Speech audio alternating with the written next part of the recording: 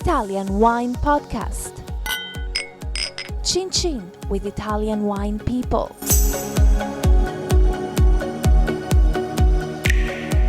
Hello, this is the Italian Wine Podcast. My name is Monty Waldin. My guest today is... Wine Gini. The Wine Gini. So what's your real name, Wine Gini? So, my real name is Georgia. Georgia. But for my international friends, I'm just Georgia. So you're a Greek national? Exactly. I was born and raised in Athens. Okay, and did you have a wine background? Not really. We are a very traditional, I would say, Greek family. My father is a doctor, my mother is a teacher, and we are 4 kids. So Were you the eldest? I have 3 older sisters and 1 younger. So we're like the typical holy Greek family. Okay. So were you good in school? Yes. And then? What did you say? Were you good in school? Were you a good student at school? Yes, I think I was the typical geek. I really liked studying. I loved being, very in the top of my class. So you're quite competitive? Not really. No? I'm not competitive. I'm mostly competitive with myself. I always push myself to reach the highest level that I can, but not with others. So after you left school, did you go to university? Yes. What did you study? I studied chemical engineering.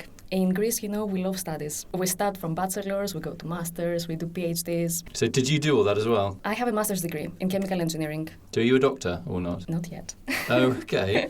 So and where did you work when you were a chemical engineer? So after I graduated, I did quite a lot of things. I'm a big multitasker. And actually, I was trying to find myself. So I worked in the commercial part, in the marketing side, a bit in the product development. But then I decided that this life wasn't for me.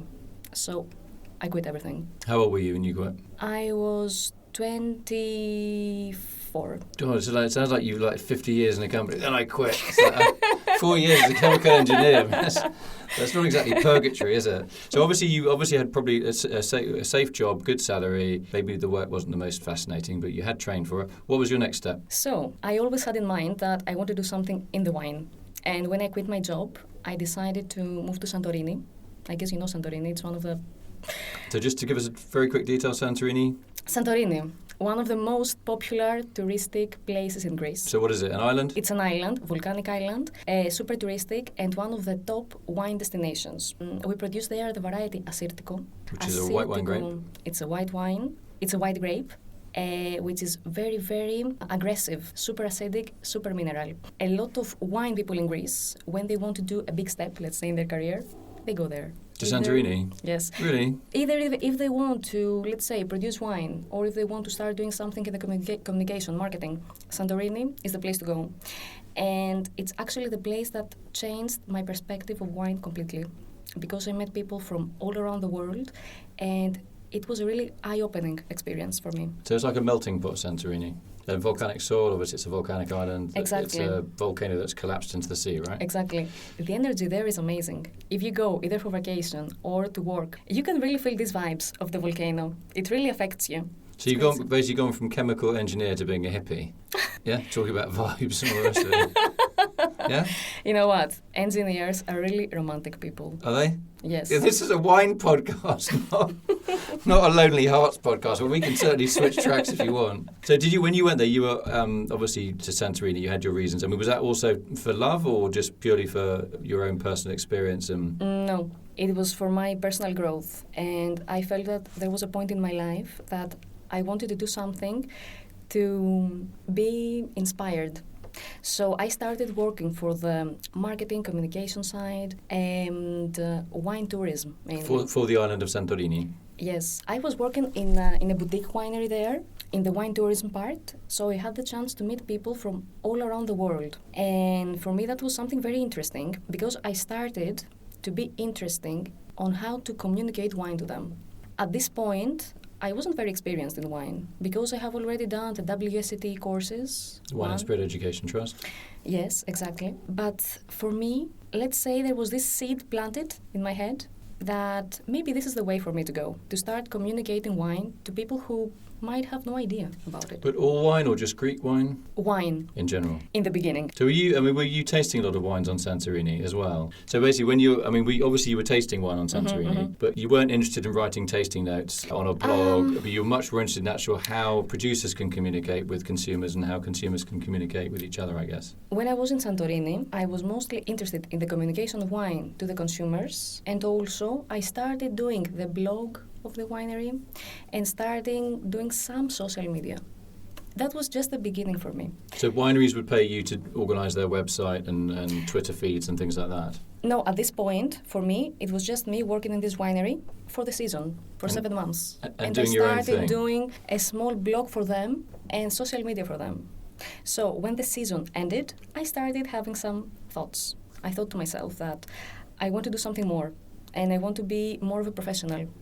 So at this point, I decided to start a master's degree in wine management. This is what changed my life. Because with this degree, I had the chance to travel in 30 countries around the world, to meet professionals, talk with them about practically anything.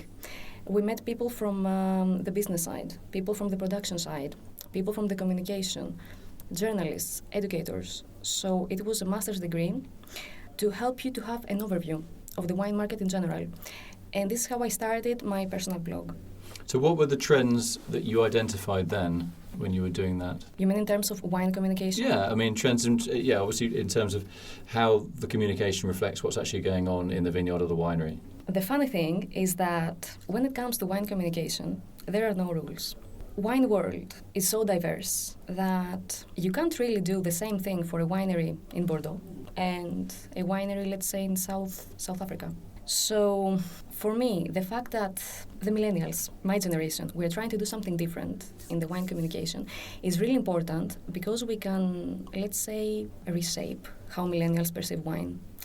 But because the role of a wine communicator is relatively new, we should really reevaluate and think what we want to accomplish with what we do. So for me, if you want to communicate a wine, it's very important to teach, first of all, a winery how to do it. So what are if I have a winery, maybe I have a website, just the usual stuff, technical sheets, a little bit, it's a family winery, blah, blah, blah. Our wines are great, blah, blah, blah. And 3 of them have a pH of 3.7 or something. That's pretty boring stuff. So how are you going to change my boring, dull website and my boring, dull point of sale stuff? So what I really believe is that a small voice has a power. I also started as a small voice. So what I usually consult to small wineries is to follow what in cinema we call the hero's journey. So it's quite a Greek concept as well, isn't it? The idea of a hero and a journey, yeah? But really, if you think about it, it works. And especially in social media, because now small wineries understand the power of communication, it's important to have a personality. It's like in social life. If you don't have a personality, you disappear. So I think it's very important for a winery to find a unique voice. And this is not very difficult because you can build a voice based on the family that you're talking with. For example, I was talking with a family in Greece. They have 3 kids. There is the winemaker and there is also the wife of the winemaker. The wife is the marketing butterfly. She's a person that she knows nothing about marketing, but she loves it. So if you sit with a family and you understand their personalities, each one of them can do something different in the social media. They can be their own ambassadors. They can be the best ones. So basically you're saying communication direct from the horse's mouth, we're saying is actually direct from the winery itself rather than through a third party that could even be used. So what you're saying is you're pushing them or suggesting they go in a certain direction without actually writing their press releases or anything like that. You're saying develop your own register, if you like. For me, I think that you can build your own voice, but an influencer can also help you. So, for example, I can help a winery to be discovered, but if you want to have a win-win collaboration, the winery needs to also to play its own part. So, for example, imagine I post about the winery, okay? A fantastic post, very engaging. Like a blog post you're talking about, yeah. Yes. Mm-hmm. You check my post. Mm-hmm. You click on the winery. How many people do you think that will follow actually the page of the winery? Not many. Just a few. Because when you check the page of the winery, if it's not engaging enough, what's the reason for you to follow them? So this is why I consult the wineries to build also your own story, and it's not difficult. But this idea of storytelling is becoming very popular. Like you talk about this narrative and not making it really boring, like the classic, my grandfather founded it, dad took over, now I'm running it, full stop. To add a little bit of colour and personality to it. But I guess for you that's kind of like so obvious, but so many wine, and for me it is, but they just don't do it. And they're always amazed about wine writers or people like you that can write stuff. And I think maybe the fault is that they are terrified of actually writing anything, maybe because they think it's a bit boring or because they know their own history. Why would anybody care that my granddad founded the winery in 1912 or something? Is your approach a little bit of a punch and then a stroke? How do you do it? If I'm a winer, a really boring winer, I've got a great story to tell, but I'm actually a really boring person, how are you going to get me to listen to you? You know what is very interesting? That you can approach actually the kids of the family. At least what I see, because currently I was living in Greece, the new generation are those who understand social media. So for example, their father doesn't know me, but they know me. So maybe they will contact me. We're going to have a coffee or a wine. They will persuade their parents that it's something that can really work. So for me, the key is to talk to people of your own age. And I think it's the same in Italy, right? I mean, mostly the family-run businesses, they also include the kids, no? So for me, it's very important to talk to a person that he can understand you. I mean, how cost-effective? I mean, it's one of your arguments that it's actually a very cost-effective way of doing your own marketing. How do you make that argument to them as well? The thing with internet is that it's free and it's there. And for example, no one taught me how to do it. I checked online pages. I did a lot of research on other pages, how they are successful, what they do. And it's not expensive. I didn't invest money.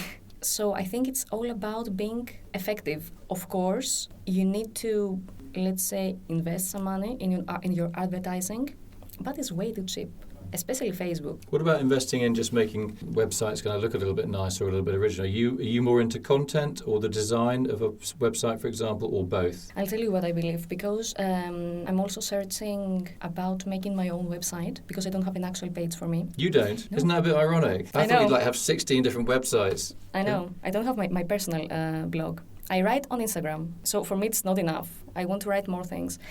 And while I was doing my research, talking with web developers, etc., in my opinion, a winery doesn't have to invest money on making a page, because most of the people right now enter in a page through their mobile. So you don't have to pay money to do like a huge design. All the people enter from the mobile, so you need a basic, user-friendly, clean, minimal design, nothing more. So do you do the design as well, or do you just suggest keeping it really? It's basically the KISS: keep it simple, stupid. Yeah. Keep it simple. I mean, of course, we can check together some templates and see what they also like.